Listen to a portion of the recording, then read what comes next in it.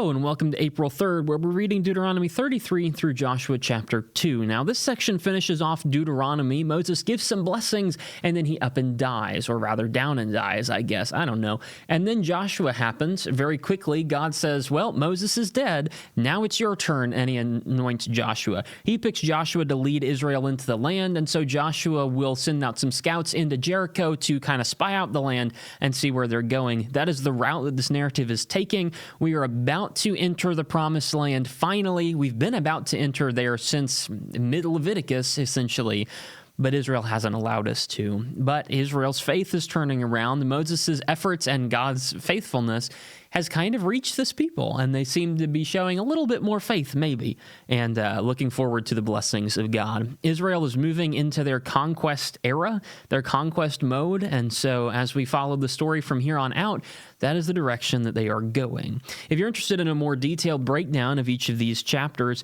Deuteronomy 33 records some of the blessings of Moses given out to each individual tribe. It's very reminiscent of Jacob's talk from Genesis 48 and 49, somewhere in there, and how he blessed his sons, the tribes, before he ultimately died.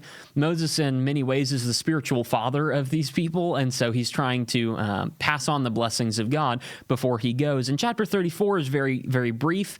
It is definitely not written by Moses because it records Moses going up on the mountain. God lets him see the land of Canaan. Then God lets him die, buries him. No one finds his bones. They're all very sad about it, of course, for about 30 seconds. Well, for about like 30 days. But you turn the page and it's Joshua 1, and God says, well, Moses, my servant, is dead. It's time for you to go work. Joshua 1 is the call to Joshua.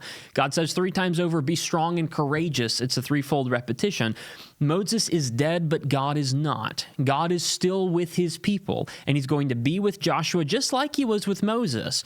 So he sends Joshua on a mission. That's chapter 1. When you get to Joshua chapter 2, then, Joshua recalls what he did on the cusp of the land of Canaan, how he was sent in to spy out the land in Numbers 13 and 14, and how there were 2 faithful spies that came back with a good report.